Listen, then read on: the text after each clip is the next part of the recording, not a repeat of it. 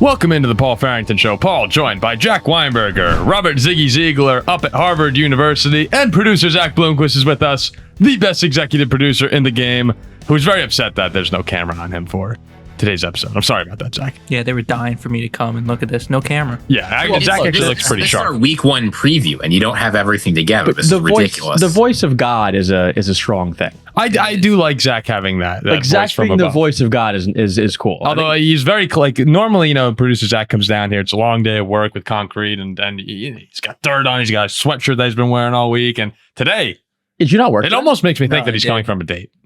No, it almost makes me think he's coming from a date. Not. He's very clean. Very clean after this. No. You just groomed a little bit. I had a draft to do after this. Yeah, that's right. You do have a fantasy draft coming up after this. But week one is here, gentlemen. We made it. Somehow, let's round of applause. Let's all get a clap here as Ziggy comes into the frame. Nice to see you, Ziggy. Ziggy, by the way, is that your room in Harvard? Yeah. Okay. For a while, this is my whole living space, basically. Okay. I live in Boston, man. I got to pay the bills. Dude, in New York and like Hoboken, Jersey City here, there's even less room than that. I don't want to hear you guys comparing Hoboken to not Hoboken. Boston. New York City is less, not Hoboken. What, less space? Hoboken has more space than that. Hoboken. I don't know about Hoboken versus Boston. I bet it's close. Hoboken has more. I bet it's not even close. It's not even close. Really? That's more than New York, though. Oh, well, New York is like that. That's a mansion. Yeah, New York. For New York, that's a mansion. That's a mansion. All right, so week one is here, guys. We finally made it. God bless you, producer Zach. Just a reminder for everyone right now. So we have two challenges that you can join. One of them, you don't have to do anything other than sign up. The Pigskin Pick'em League. We did that last year. You pick your winner of every game, not against the spread or anything, just who you think is going to win every single game of the season. And I can't remember. I think we had, like 100 people or something last year. We had a good turnout. It's over 200 already. Ziggy put out the announcement, and people are joining like crazy. Whoever wins that gets a PFS merch bundle. Last year, and by the way, we've given everyone who's won their prizes. Everybody who's won has gotten their prizes. Got there. We did it. We did it. So everybody will get a prize if you win the Pigskin Pick'em. Go to ESPN and join. Now, the second one, and I'm actually more excited about this one. I'm thrilled about this one. The Eliminator Challenge for members only. Yeah, everyone knows how a Survivor pool works, right? Each week, you pick one team to win, and after you pick them, you can no longer pick them the rest of the season. We're doing that for members only. So if you go to our community page, Ziggy put out a post for both the Pigskin Pick'em, and then he sent it out to the members only, the Eliminator Challenge. The prize for the Eliminator Challenge is a jersey from NFL.com. It's just a standard jersey, but you could get a custom one. We'll put a name on it. If you want a Ziggy jersey, we'll get you a Ziggy jersey. Yeah, whatever you want. People have said that's what they want. The Ziggy Packers jersey. You want Mahomes, Josh Allen, you want Micah Parsons, custom jersey with your name. Whatever it is, we will get it for the winner. And if you want, we will sign it and say, congratulations, whatever message you want, assuming it's like appropriate. You can get a Jack Weinberger jersey. Yeah, you can get a Jack Weinberger, but we'll sign it, congratulate. Now, I was actually thinking, like, if I listened to a podcast frequently and won the league, I actually would want, because initially I thought, man, does this sound kind of like, does this sound a little wrong or weird to say, like, we'll sign the jersey? Well, it's weird if you sign it. It's not weird if I sign it. Besides Andy Herman. But then I was like, you know what? If I actually listened, I think it'd be kind of cool. It's like a trophy. It's basically a trophy. I might even frame it. Oh, I think it's super neat. I think that'd be awesome. So that right now has, I think last time I checked, it was like 34 people. So if you want to be a member, go over to our channel homepage. You could select join to become a member of the PFS Army, as we call it, and you could participate in the Eliminator Challenge during the season as well. We're going to do a once a month members only mailbag, which could get a little rambunctious. I mean, that, like, who knows? I don't know if that's going to be live yet or not, but it could be crazy. When we've had members join in for our lives, shirts come off, tequila shots are taken. It's just a nuts. Yeah, so, that's an open field. It's whatever you want. So so the members perks are finally here as well. I think we're getting on top of everything as we enter the 2025 season. And is there any better way to start it than with joint power rankings, gentlemen? Absolutely. I mean, we haven't done it all off season. This is the signature segment of the whole show. The signature segment is the joint power rankings for anyone who doesn't know. And I also just want to say, let me pull up my rankings. Thanks again to Two Brothers Brewing and Rogue Energy for sponsoring this episode. Go check them out at Rogue Energy, Two Brothers Brewing, You'll hear more about them a little bit later in this episode. So joint power rankings, the way it works, and it's kind of unique to this show. I've never seen anyone else do it this way. We go 10-1, but we take turns picking a team. And what's great about it, but also kind of horrible about it, is it can lead to chaos because we all have different lists. So usually on the back end here, as we're trying to squeeze in teams that we want, things can get a little bit out of hand. I'm going to start this time the joint power rankings, and I'm going to lead us off with the Houston Texans at number 10. I think the defense is going to be out of this world this year.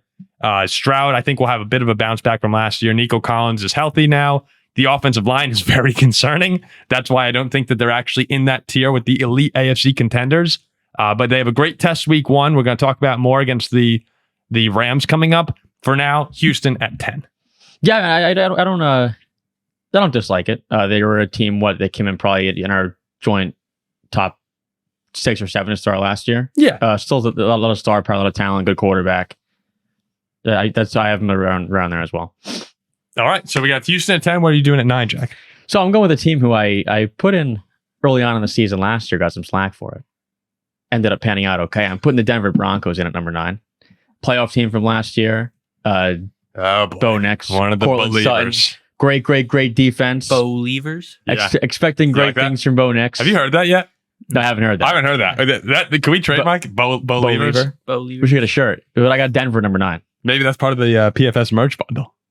Okay. Number 9 is actually exactly where I've got them, Jack. I would like to see them do a little bit better this year against good teams.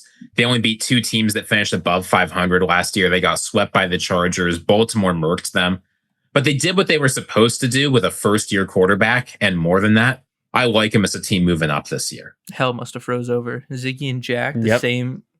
It's not often you hear. I agree with you, Jack. Who were their wins, Ziggy? They beat the Buccaneers early in the year, and then they beat the Chiefs, resting all their starters. So I'll give them 1. Really, they won 1. The Bucs win was legit. I think people are just way too high in Denver. Way too high in Denver. Denver's good. No, they got great defense. They performed well last season, but I just think that going through here, Seattle lost, Pittsburgh lost, Chargers lost, Ravens lost, Chiefs lost, Chargers lost, Bengals lost. I mean, they play a good team, they lose. Well, this is year 2 of Bo. They have to be better, but do they have? I don't know. Do they have to be better? I think they could be worse. What it means they have to be better if they want to stay up. Oh, here, yes, I think they will be. Okay, so we got the Texans at 10 and the Broncos at 9.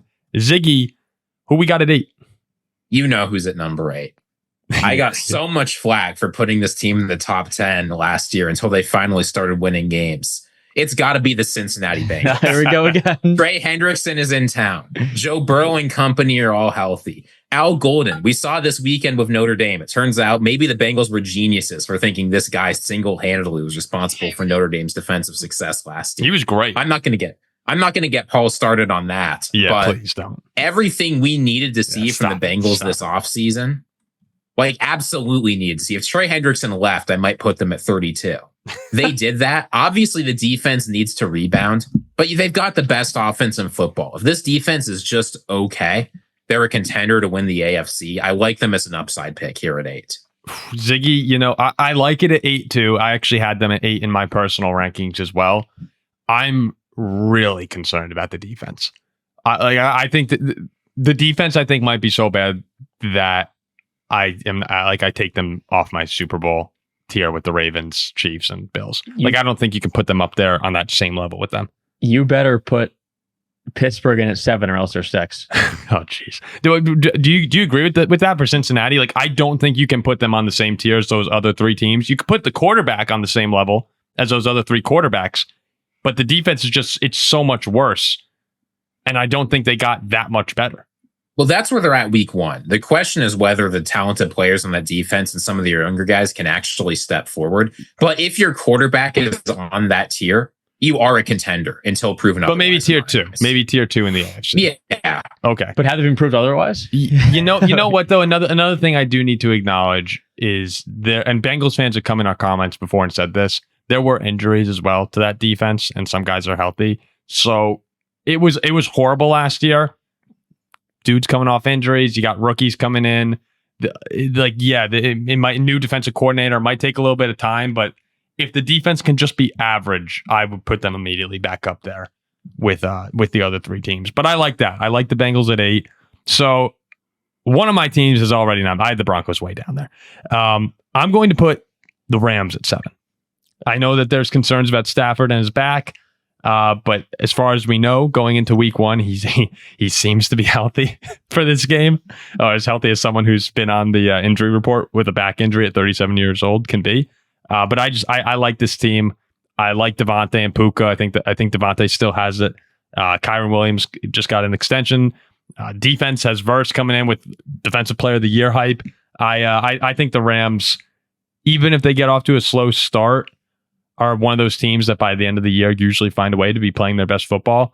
But I don't think they'll get off to a slow start this year. I like the Rams at 7. Yeah, like the last 2 years, there's been a team in the playoffs, hanging with the Lions, hanging with Philly, just coming up short. And now they have Devontae Adams. Both losses that they've had too, people have looked back and said if they won that game, they may have gone to the Super Bowl. Yeah, it wasn't like if the Bucs lost to the Commanders, and it wasn't like we were saying if the Bucs had won that game, maybe they're in the Super Bowl. I think the Rams losing, like when they've lost, people go, wow, like that's a break for another team because they were playing the NFC's best last 2 years in the postseason. Yeah. Against Stafford. I always get worried when my quarterback doesn't have a functioning back and my left tackle is out indefinitely for blood clots. The health of this team is really the thing to monitor. And that's just what it is when you're in the Matthew Stafford business. It's a concern. Who we got 6? 6 to put in the Steelers. Yeah, for real. Who you got 6? I think the defense is the best in the league. If Rodgers is a shell of himself, I think this is the top 6 team in the league. If Rodgers is good, the Steelers could find their way into this top 10. Yeah. That's what I'm putting. Are you actually putting the Steelers at 6? Yes. We're screwed. I warned Paul. Are you serious? No, I'll put the Commanders at 6. Oh, you're making them change. Don't do that. Really? I don't think we're less screwed. I think that's also quite bad. All right, then I'm leaving the Steelers then. Now, put who you want, Jack. It's the joint power rank. It's your pick. Yeah, I'm putting the Steelers at number 6. All right, please justify that to me. I think it's the best defense in football. And I think if Aaron Rodgers is half decent with a very good DK Metcalf, this is a very good team. My worry is the best defense in football continues to get older. This team has consistently struggled, and 42 years old is 42 years old. All right, but you're saying the Bengals have a crappy D and a great offense. Yeah, the difference is we know that the Bengals offense is consistently one of the 3 or 4 best offenses in the league. Aaron Rodgers hasn't led an elite offense for 4 years. Well, he hasn't been on the Steelers. He was great in Green Bay. Then he went to the Jets. So what you're telling me is you're counting on Aaron Rodgers to revive a moribund offense with no run game, no offensive line, and 1 wide receiver. Well, I'm trying to think of that's a lot to ask. Aaron Rodgers was able to do that for the Packers in some of those 2010 years. You're asking a lot from him now. I don't think we can actually put the Steelers on the graphic. We can't put them on the graphic. We've had worse. Hold on. Who's being left out here? So here are the teams I think that you got to watch out for. Well, who'd be left out? No, it's Eagles. It's the Eagles, Chiefs, Lions, Ravens, Bills, and Packers. Okay. All right. Packers, Commanders. I can see a world where someone the Bucs too. I'll put Green Bay. What are we doing here? Let the man pick who he wants. He doesn't know the teams. I'll put Green Bay at number 6. This is his power ranking. I think we're better than Green Bay. Do you actually think that, or did you just forget about the Packers? I think we're better than the Packers, but I'll put the Packers at number 6 for the sake of the graphic. With Aaron Rodgers. If you think the Steelers are better than the Packers, you can. I have no problem with you. I think we will be, but I'll put Green Bay for now. I'll put the Packers. All I'm saying is when the Steelers lose in New York week 1, I don't want to have the Steelers up there as my number 6 team on the. When we win 41-7 with Rodgers 7 touchdowns, you don't come back. I think the Packers is a fair team at 6 there, just on the outside looking in. And I feel like a lot of Packers fans as well would agree that after the Micah trade, they're probably the number 1 team that's right on the cusp of joining. What are you laughing at? They're the number 1 team that's right on the cusp of joining. Yeah, that's a great phrase. They're the number 1 tier 2 team. Number 1 top team that has a chance to be really good. They're the number 1 tier 2 team because I think the top 5 here, where we're going to have the Ravens, Chiefs, Bills, Eagles, and Lions in some order. There's a line under that to me. And I think right now, Green Bay sits atop that next one in the top 5. Yeah, I think it's a good spot for Green Bay. I put them number 6. I do too. All right, Ziggy, why don't you start off the top 5? We'll see who's the bottom of the top tier. You've said who the top 5 are. The team I'm putting at 5 is the team that had a playoff meltdown last year. It's the Detroit Lions. At this point, okay. I think this Lions team is very, very talented, but all 4 of the teams ahead of them, I feel better about the way they exited the postseason last year, or in the case of the Eagles, won, and I feel better about their continuity coming into the season. To be clear, number 5 on the power rankings means I think you were a Super Bowl contender, and I think the Lions could be that. I think they've got the biggest threat within their own division compared to these teams ahead of them. I think they lost the most compared to the teams ahead of them. And they had the worst performance last year compared to the teams ahead of them. So while I'm very high on the Lions, and obviously bringing back Aiden Hutchinson matters a lot, the offense is great. I just don't feel as confident about them as I do the other 4. Hey, look, Lions are a great team, and to put them at number 5 is not, I guess it's not much, it's not saying they're bad. Like, I don't have a problem with that. Like, this team has lost in the playoffs the last 2 years. They haven't made it to where they've aspired to be. I think it's understandable to put Detroit at 5. I would not. I think that I think they might be the best roster in football. I got them at 2, I think. Yeah, I've been with all the guys coming back. Now, I think the argument, yes, if the guys come back from injury on defense and are not the same level, then it's a different conversation. But I think they'll be close to it. And if they are, I just think they're going to be very scary. But you're right. There are some things that Detroit needs to prove week 1 against Green Bay, whether it's the coordinators, the interior offensive line, the defense. If they prove all of them, like juggernaut. But yeah, I'll tell you right now, the winner of that Lions Green Bay game is going to be moving up into the top 4 or 3 on our list. Probably top 3, definitely. Without a doubt. Number 4, I'm going to go with the Buffalo Bills here. And I was debating between them and the Ravens. They beat Baltimore in the playoff game last season. I just think Baltimore is a more complete roster at the moment. In the secondary, there's a couple injuries for Buffalo, particularly at cornerback. Josh Allen in that offense don't really have much as far as receiving options. You could talk me into Khalil Shakir, but Dalton Kincaid has not had any of the breakouts, despite the hype that we gave him coming into the draft. Dalton Kincaid has not really lived up to it. Keon Coleman hasn't. They have Josh Palmer now. I just think the weapons in Baltimore. Gabe Davis too. Did they Gabe Davis? Yeah, Gabe Davis just signed with Buffalo. Like when? Like 2 days ago? 2 days. Yeah, whatever. Sure. But regardless, I just don't think that they're on the same level as Baltimore, who's got Derrick Henry, who we like Zay Flowers. I think Mark Andrews, despite the drop in the end zone, is a very good tight end. So you're taking the team who knocked him out. You're putting them behind. I am. Yes, I'm putting them behind. So I have Buffalo. I'm sorry, at 4. I think I'd reverse the 2, but now that I'm here at 3, I'd go. Kansas City's not number 2, but I'd have to go Baltimore number 3. Okay. I think KC. Sure, you don't want to go like Cleveland or Jacksonville, maybe. I'm going to go Steelers at 3. Pittsburgh. Well, Philly's the best team in the league. It's a toss up between the Chiefs and Baltimore. Baltimore can never seem to beat them. So you can't put them ahead of Kansas City when they never. I got Baltimore at 3.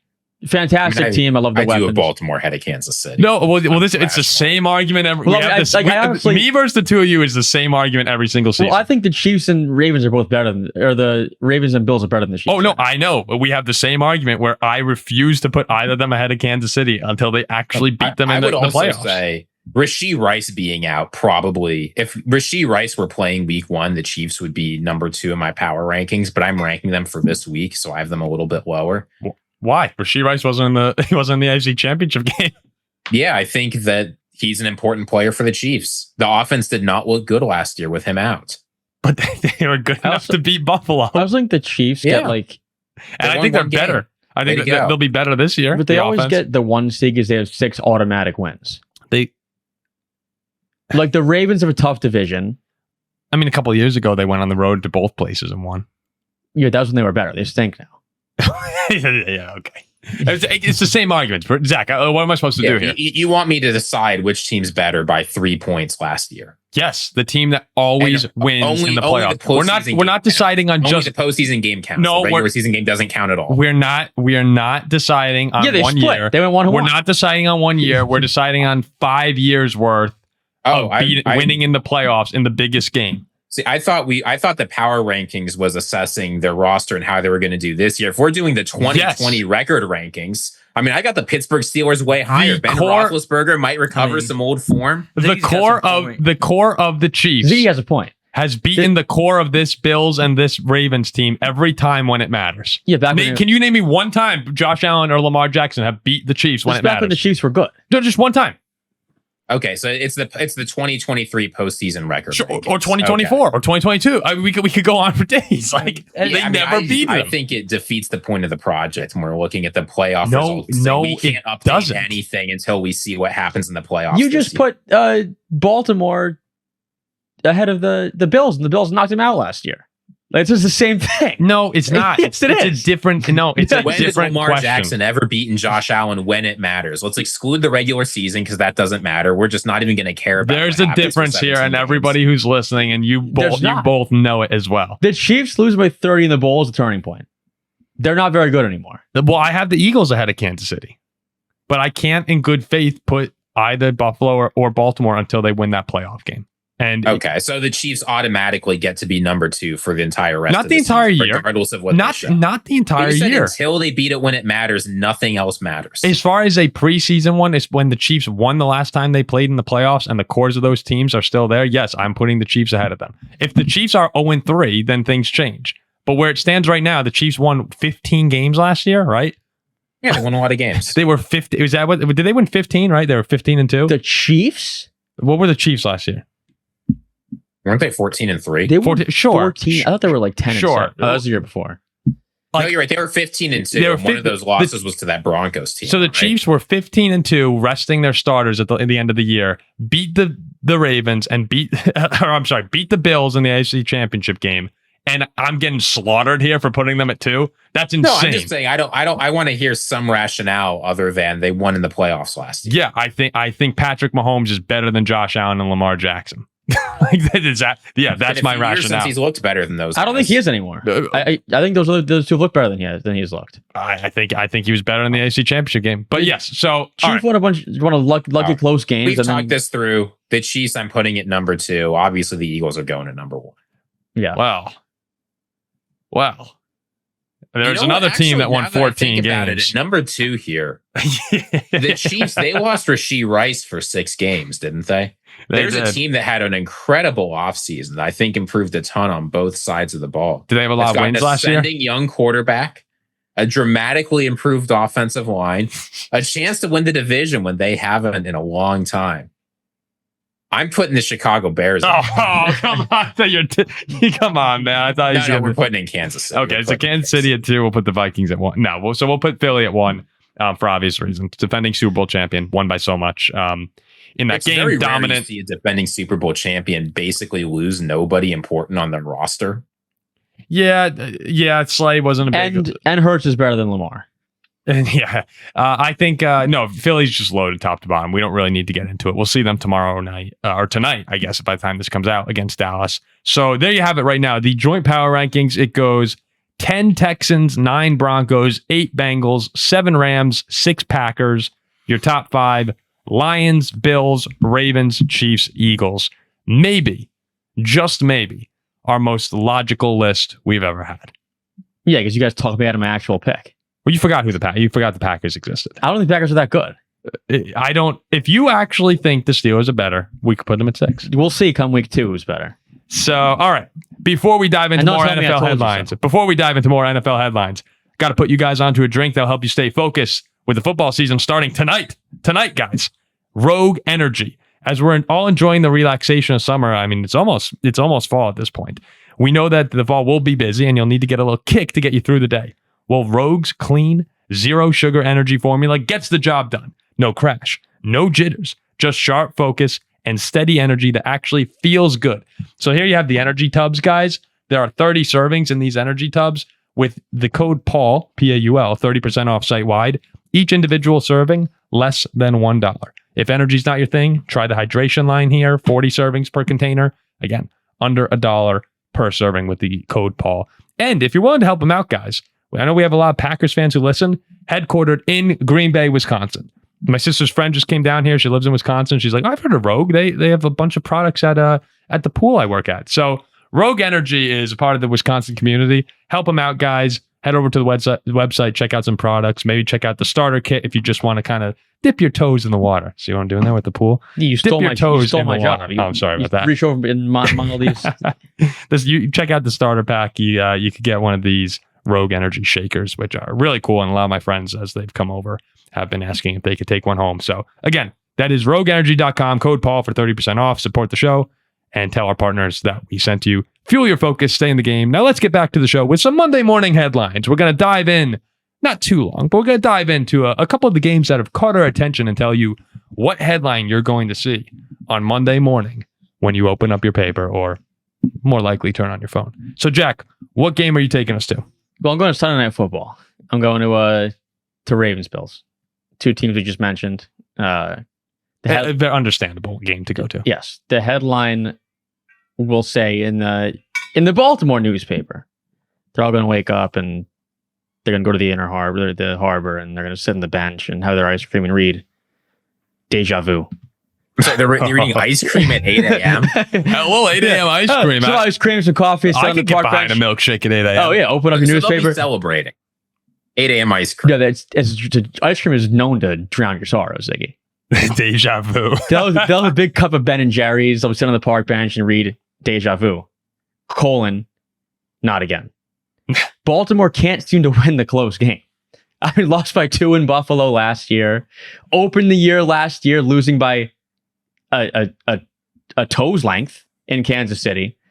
And I believe more of the same happens here in Buffalo. It's the final home opener here in Highmark Stadium.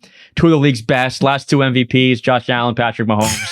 2 teams Super Bowl aspirations kicking off the season. A good, I guess, a good benchmark. A good, what's the word? A good benchmark to see where these 2 teams are at early. The perfect word, I think. Yeah, and and this is where I'm headed, up to Buffalo on Sunday Night Football. Deja Vu, not again. It sounds almost like Deja Vu, not this time. You know what I mean? Because it's Baltimore, again, losing a close game to a good team. Yeah. I don't know why I find that so funny, but yeah, I actually think Baltimore is going to win this game, and that's part of the reason I had Baltimore ahead of Buffalo in the power rankings. I know it's a road game for the Ravens. I just think that with some of the additions they made, Malachi Starks, Jair Alexander, who I know has been a little banged up. You're also the king of contradiction. Yeah. Oh, I like that. I just think Baltimore. That's weird, Jack, because revenge on the mind of the Ravens seems to be a game that you would. If it was in Baltimore, I'd take the Ravens for sure. I think Baltimore will be up for this. I think that they've been thinking about it all off season. Mark Andrews has definitely been thinking about it all off season. No Justin Tucker for Baltimore too. Now that I know he's been sporadic lately, or last season, but just saying, watch out with Loop, their new kicker, in a big moment. It's nice when you have Tucker in that spot. So I'm going to go Baltimore. I think they are, as I said, the more complete team, and I think that they're coming in with a lot of fire. But I don't hate the Buffalo pick at all. Ziggy, who you got? I'm definitely worried that Isaiah Likely is not going to be playing in this game. I think he's a really important player for that Ravens offense. Not a guy you hear about a lot, but especially as Mark Andrews has had his struggles, I think this could be a really big year for him. I mean, look, at the end of the day, this is just going to come down to which quarterback plays better. Both these are quarterbacks that single-handedly run their offense. I mean, Derrick Henry obviously is a very important player for the Ravens, but the reason Derrick Henry's production exploded when he went to Baltimore is because Lamar makes things way easier for him. I don't need to tell you about Josh Allen's heroics. I like Lamar going into this game. The way the Ravens have been talking this offseason, I feel like I say this every year, so maybe I've been caught. But this year really feels different in Baltimore. They've stewed in it. They've been revenge has been on their minds. And like you say, Paul, in the games that don't matter, anything can happen. I think Baltimore's going to go in and win this one. Maybe Buffalo will avenge it in the playoffs, but I like the Ravens in this spot, even on the road in Buffalo. True. Lamar is the king of meaningless regular season games. You are right. But they win like almost 80% of the games. Yeah, you're right. In the regular season. And they'll play again in the playoffs and they'll lose. That's what could happen.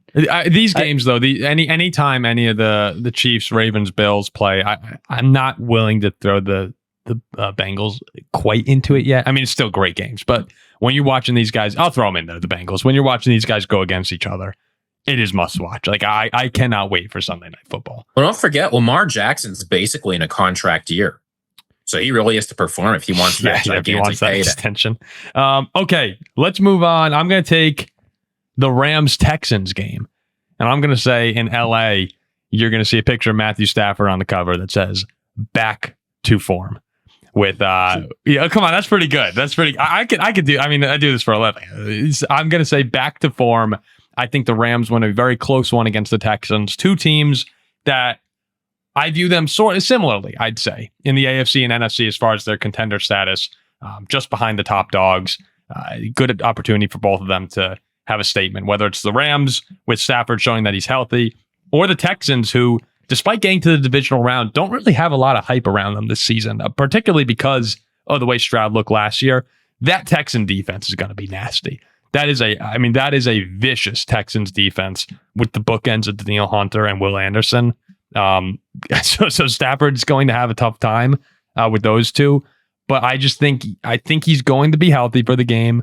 I like it in LA. Obviously, it's not a great home field advantage, but it's not in Houston. And I think that with Devontae Adams, the Rams are going to be able to hold on just long enough. And Jared Verse will have some fun against a very weak Texans offensive line, which if I'm correct, I want to make sure Ed Ingram, I think, is playing at right guard. Yeah, though a lot of the problems the Texans offensive line last year came from the Bobby Slowick play design. Sure, I will say this. Sure, but I mean, no shade. I don't mean to throw shade at Ed Ingram. I'll probably throw some shade at Garrett Bradbury later with the Patriots, but that offensive line in Houston is very concerning. Is there a relation to Mark Ingram? A second? Ed Ingram and Mark Ingram related? Or no, I don't think so. No relation. I will say that we are going to find out in this game. The only question I have about Houston is their offensive line. If their offensive line is okay, I think this Texans team is primed to explode. Oh, completely agree with you. So, and I think I'm higher on the Texans offensive line than you are. So I think the headline is going to be a little bit different. I think it's going to be a 3-letter headline, HIM. Big picture of CJ Stroud. I think the defense is going to do a really good job. The only question I really have on this Texans defense is their ability to stop the run of Kyron Williams, but I think they're going to be able to get that done if you can shut down Stafford. CJ Stroud, I still believe he's an excellent player. The Texans wide receivers improved from last year, in my opinion, when you consider all the games that guys missed.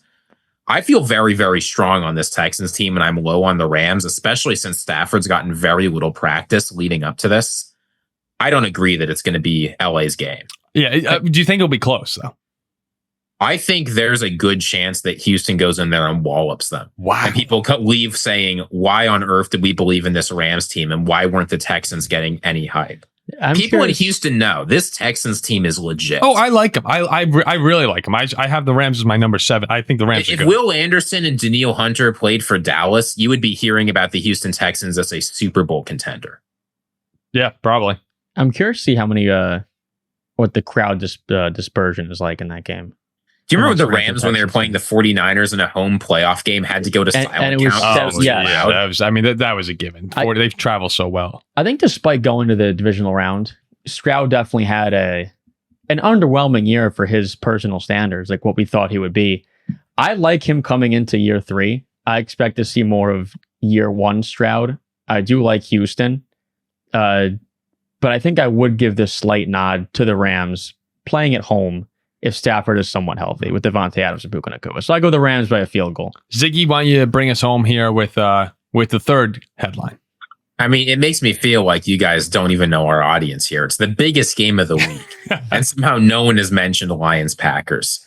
There's a lot of headlines that you could go for this one. But, we've been having some fun with the titles. There's an easy one to throw out here. Golden Boy. Wow, there you go. The Packers in a very unusual move have listed Matthew Golden as a starter going into this game. Now, everybody's excited about Micah Parsons and that defensive line. But even if Micah Parsons plays a lot of snaps at an elite level, Jared Goff can handle pressure. What we don't know is how this Lions secondary is going to be able to handle Jordan Love with a promising young wide receiver.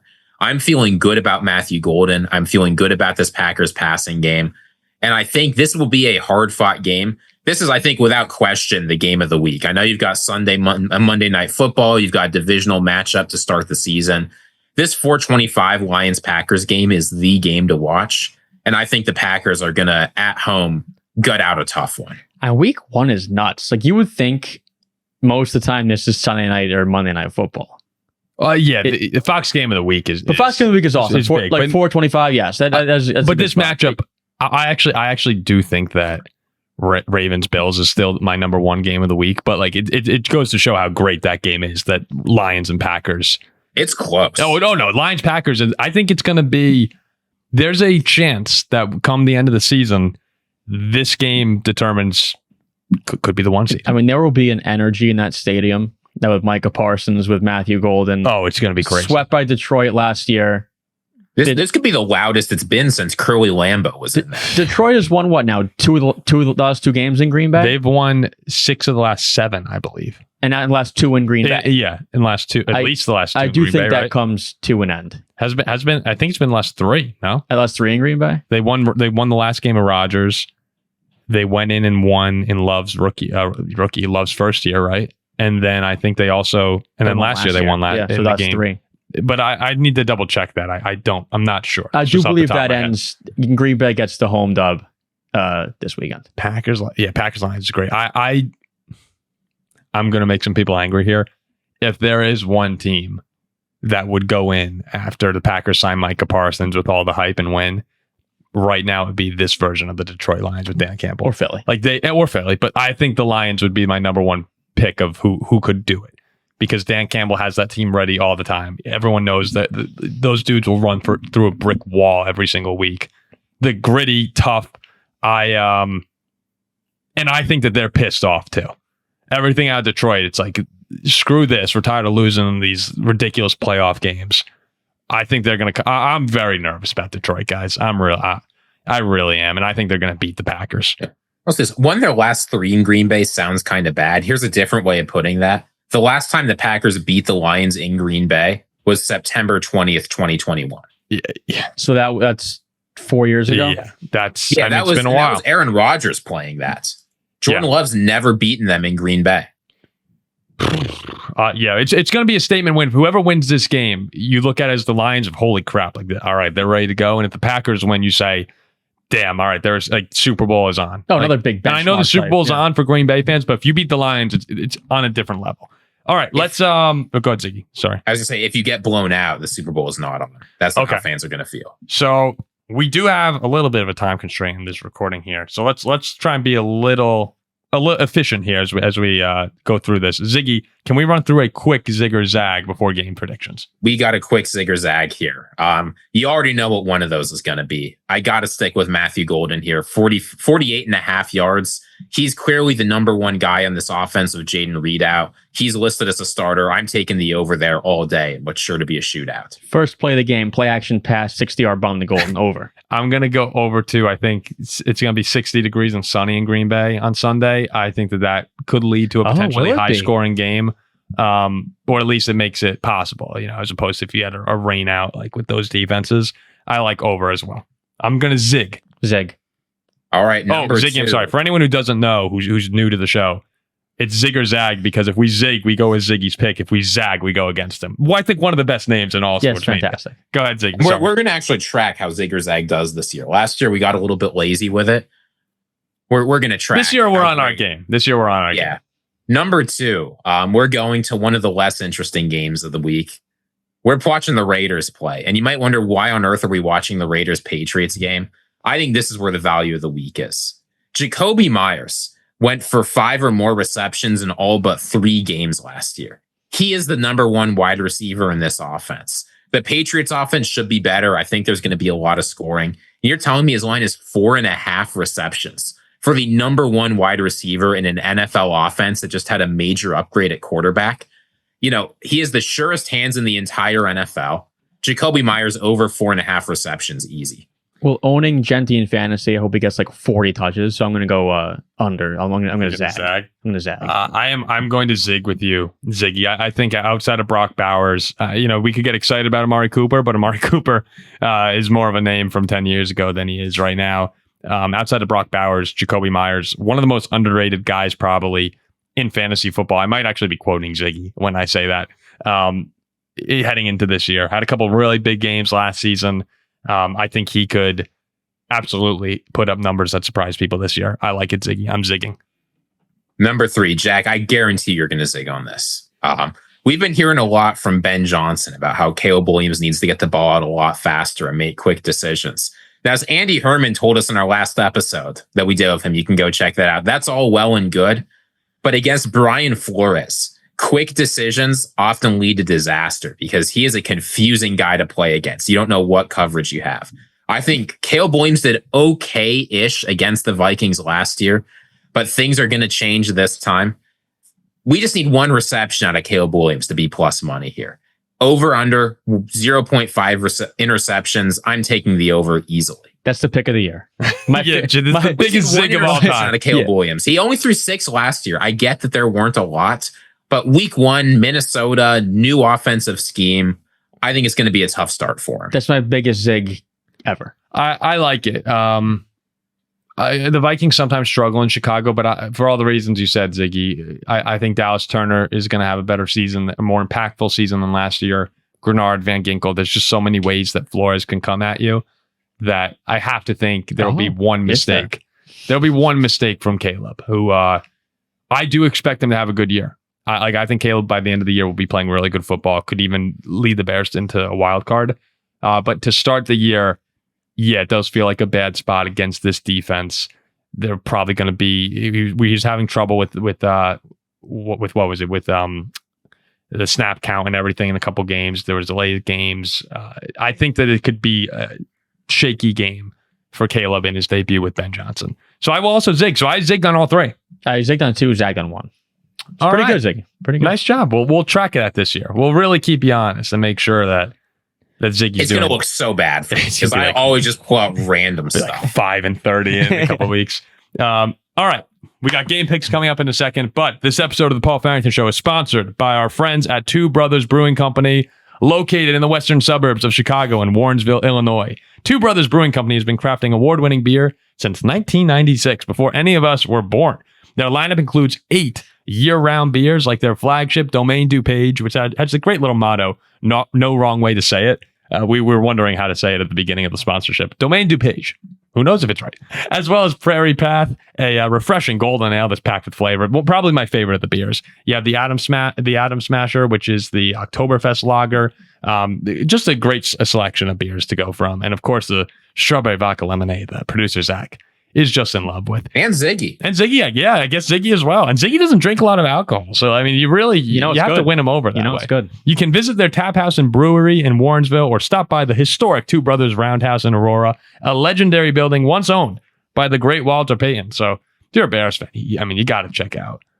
Or even a Packers fan. Walter Payton's just cool. Yeah, if you like NFL, you got to Walter Payton. This season, the Roundhouse is hosting charity events during every Chicago football game. So bring your game day crew, enjoy great food and cold beer, and give back while cheering on your favorite team. In all likelihood, getting just dominated by JJ McCarthy and the Vikings. So you might need a beer after that Monday night football game. Two Brothers Brewing. Follow your passion. Drink ours. Must be 21 or older. Please drink responsibly. Let's go through game picks, guys. It's probably my favorite segment that we do are the game picks. We're going to blast through these games here, starting with the Thursday night game, the game tonight. The Cowboys at the Eagles, Philadelphia, 8.5-point favorites right now after the Micah Parsons trade. I'd take Philly to win. Wouldn't lay the number. Philly wins again. Philly win, Cowboys cover. Yeah, I like that as well. Philly wins, Cowboys cover. The Dallas offense is better than people are giving them credit right now. They'll be able to hang around, but Mac will be healthy week 1. Every week after that, I don't know. Actually, you know what? No, I'm changing my mind. I'm just thinking this through. This will be a game where it's close in the beginning. Philly will blow them out at the end. I got Philly in the points, and I actually feel really good about that now. Really good. The Chiefs are 3-point favorites at the Chargers. Or not at the Chargers. They're in Brazil.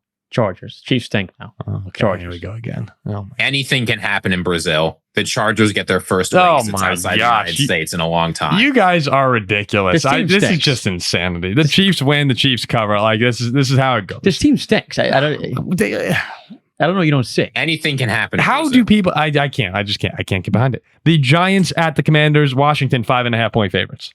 I'll take Washington. And then Russ gets benched. Dar comes in and leads a comeback, but falls up short. I'm taking Washington.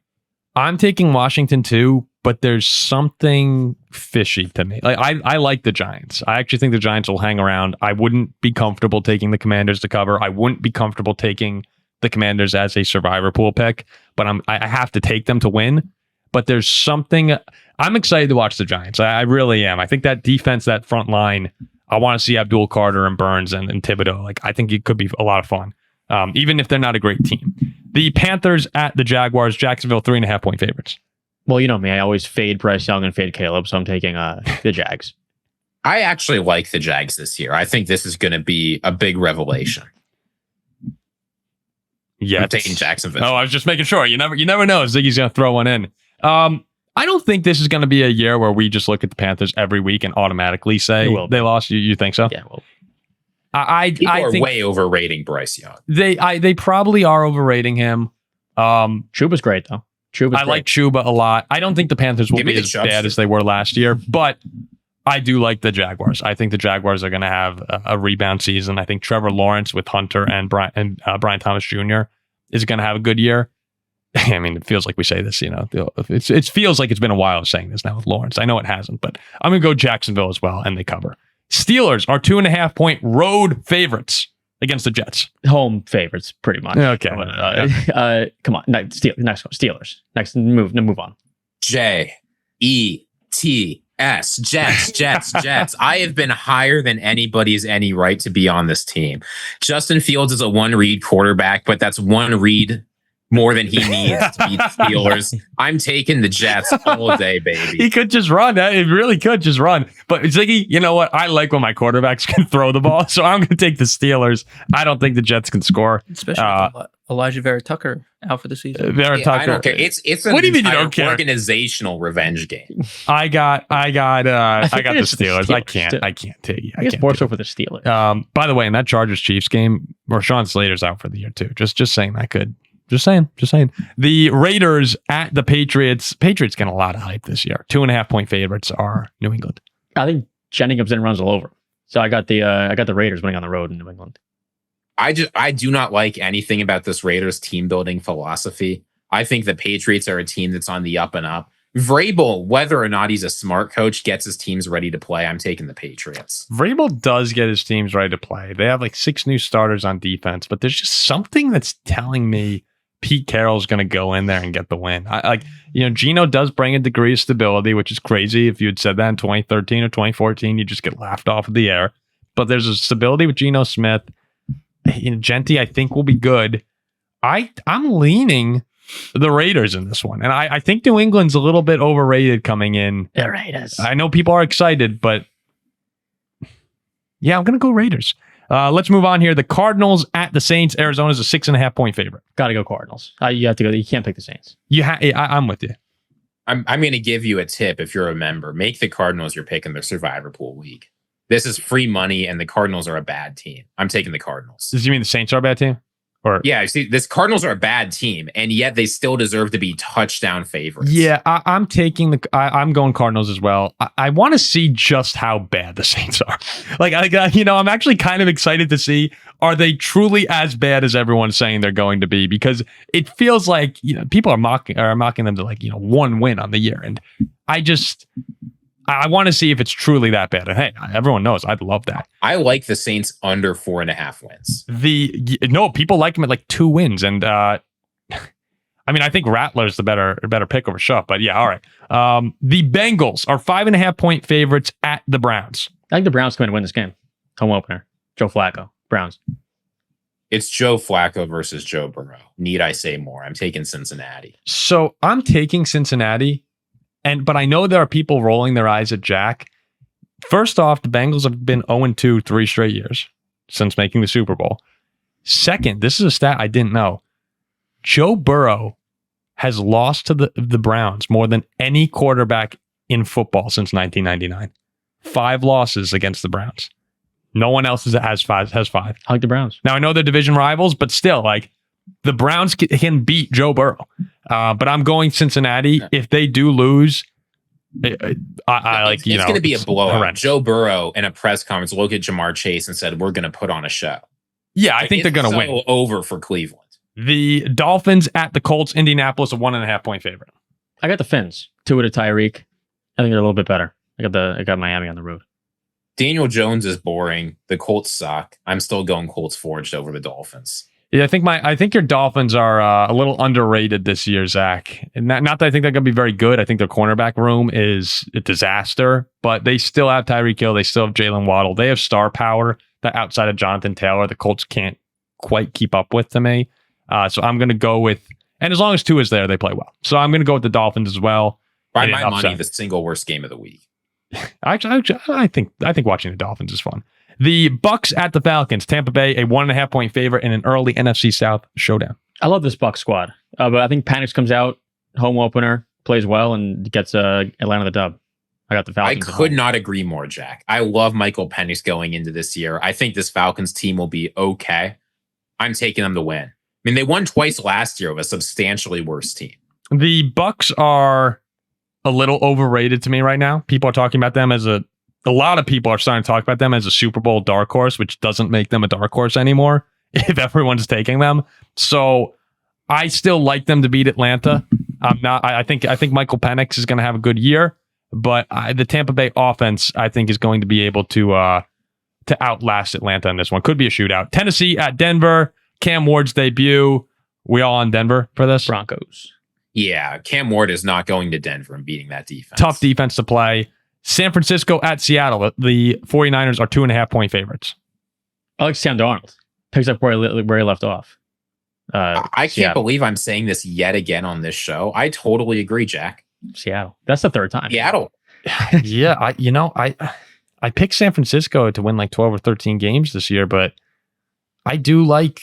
No, I'm gonna go with 49ers. I'm worried about that offensive so close line. To an underdog squad. I'm worried about that offensive line with Seattle and pressuring Darnold. So I'm gonna go San Francisco. Packers and Lions. You guys were both on Green Bay. I was on Detroit. Texans and Rams.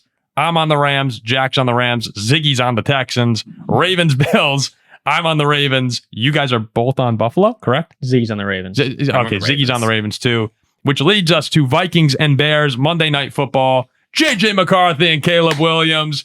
Vikings are, I don't like them. We're 1.5 point favorites, but the Vikings are favored in this one. And we have a squad ride. Zach, did you stand with us? There we go. We got 4. This should be 10 point favorites in this game. You know what's funny? Like this is the pure sign that we're going to go in there and it'll be a disaster. JJ will throw like 3 picks. Caleb just likes the world. We'll be fumbling. It'll be fumbling before interceptions. It's oh gosh. All right. So we're squad riding the Vikings. Let's end it. Jack, we got 2 minutes here. Give us the cap of the week to wrap up here. Make this very quick. 2 minutes. So 1-0. I had the Canes last week. As you know, that was sort of your pick. You said that would have been your pick. I did a great job pretending to root for Notre Dame. I'm kidding. You said that Miami probably would have been your pick. I started a new job, fourth grade teacher. It's my second day today, and we took the class to a farm, little second day field trip, period 2. And this one kid in my class, his name's Henry. He's wearing a Dak Prescott jersey, right? Wearing a Dak Prescott jersey at the farm, and my class is obsessed with the cows and the cowbells and hearing the cowbells ringing. And I'm like, wait a minute. You got these cowbells. My class loves them. Kids in a Dak Prescott jersey. Dak went to Mississippi State. If you know college football, they ring the cowbells in Mississippi State. I'm like, here we go. I'm taking Mississippi State here in week 2. Home dog, Saturday night in Starkville, plus 6.5 at home against Arizona State. Ringing those cowbells. Ding, ding, Mississippi ding, ding, ding. State. Yeah. Go ahead and have it with me. Little money line sprinkle as well. I like that, Jack. I think that's a pretty good. I usually agree with the Caps, I think. And that's a nice one. Are you on board, Ziggy? This is usually how it works. 6.5 is a lot of points for a home SEC dog. Yeah, I'm taking Mississippi State. I'm on it. At night. Ring All those right, bells. look at that. So the cap of the week, we'll call it 1-0 right now going into week 2 of the college football season. with that said, we'll wrap up the week 1 preview show. Jack, Ziggy, Zach got the whole crew back together. We'll see how our predictions go. One more reminder, if you're just a regular listener, go ahead and join the Pigskin Pick'em League. We'll have a PFS merch bundle to the winner of that. If you are a member, and you can become a member by going to the homepage and selecting join, you'll be part of the PFS army. We're in a Survivor Challenge where the winner gets a jersey of their choice from NFL.com. We can sign it if you want. It'll be really cool, I think. It's going to be a lot of fun. So there's only like under 40 people, I think, right now in it. So you really have a chance to win that. We'd encourage everyone to join. So again, looking forward to the games. Tune into our live tonight. Yeah, tune into a live tonight where we're going to be talking some predictions for the season, and we'll have fun. See you soon.